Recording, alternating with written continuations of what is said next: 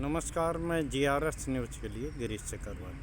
आज के इस ब्लॉग में मैं बात करूंगा उस बिहार की जिसका कि नामांकन कल पहले चरण का नामांकन पूरा हो चुका है।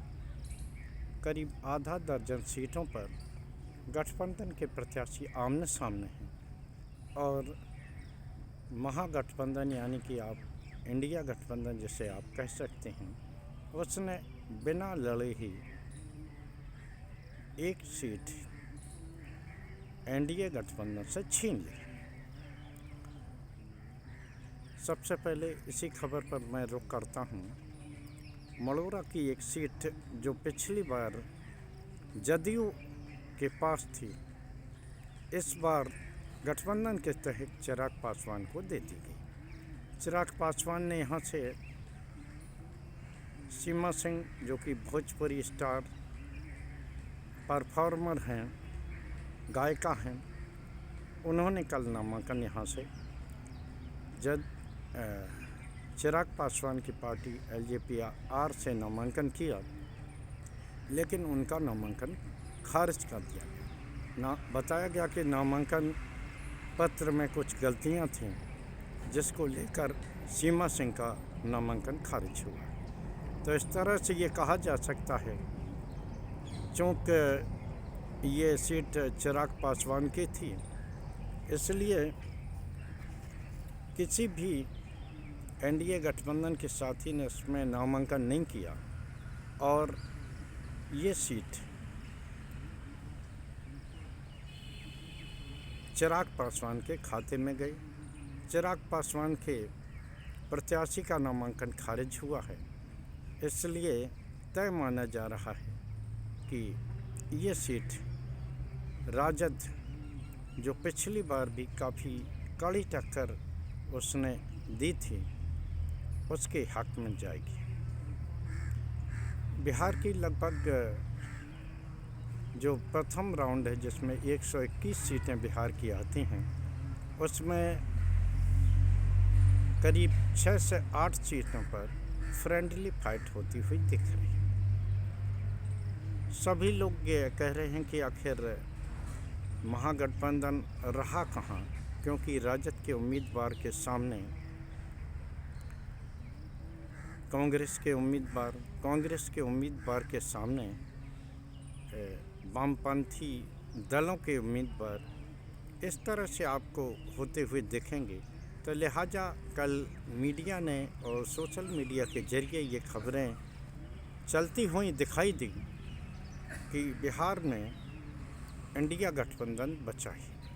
ये अलग बात है कि उसी मीडिया ने इस बात की जानकारी नहीं दी कि आखिर एनडीए गठबंधन में क्या चल रहा है और किस तरह से इंडिया गठबंधन में मारामारी मची हुई।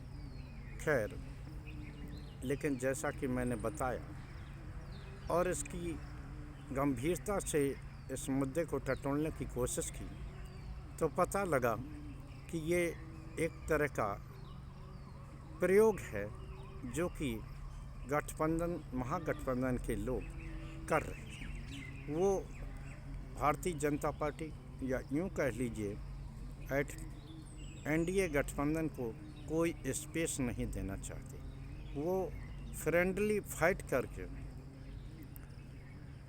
अपने ही प्रत्याशी को, या यूँ कहिए इंडिया गठबंधन के प्रत्याशी को ही जिताना चाहते। इसी को एनडीए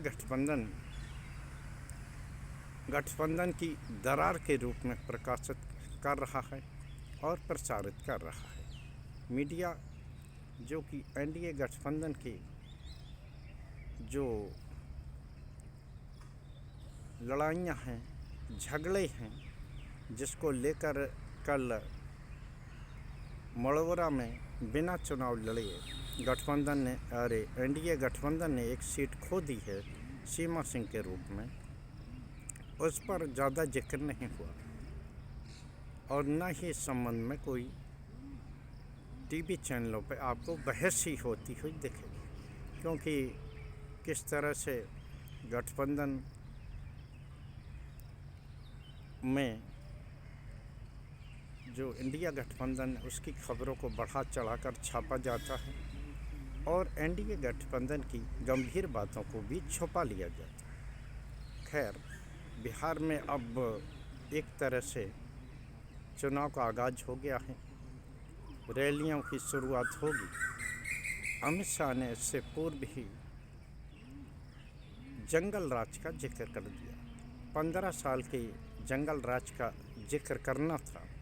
इस पर भी गठबंधन के ही जो आरजेडी के प्रवक्ता मृत्युंजय तिवारी, उन्होंने इस पर सवाल खड़ा किया। उन्होंने कहा कि 2005 से लेकर 2000 या अब तक आप कहिए जो वर्तमान समय में है, इसमें केवल 1.5 वर्षों या 2 वर्षों को आप छोड़ दीजिए तो इसमें केवल सिर्फ लगातार एनडीए गठबंधन की ही सरकार रही है और इस एनडीए गठबंधन की सरकार में निश्चित तौर पर नीतीश कुमार ही मुख्यमंत्री रहे।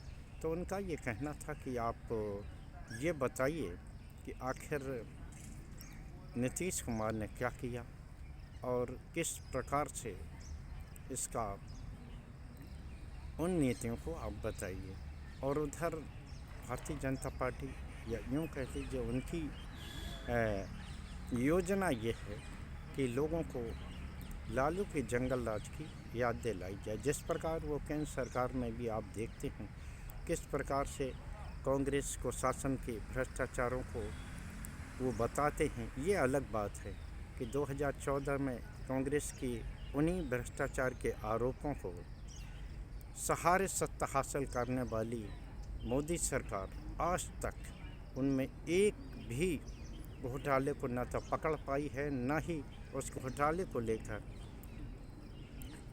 कोई स्पष्ट संकेत ही देश की जनता को दे पाई है कि आखिर उन घोटालों में जिसको लेकर कहा जाता था कांग्रेस ने ऊपर से नीचे तक लूट मचा रखी थी, उस संबंध में कोई भी गिरफ्तारी आज तक हुई हो। ऐसे ही बिहार में जंगल राज को लेकर किया जाएगा, घुसपैठिए आएंगे और किस तरह की बातें होंगी ये अलग बात है। घुसपैठियों को लेकर भी अमित शाह का मंत्रालय ही कटघरे में खड़ा होता है, क्योंकि घुसपैठ को रोकने की जिम्मेदारी बॉर्डर के जरिए जो होती है उस पर अमित शाह के बॉर्डर सिक्योरिटी फोर्स ही वहाँ रहता है।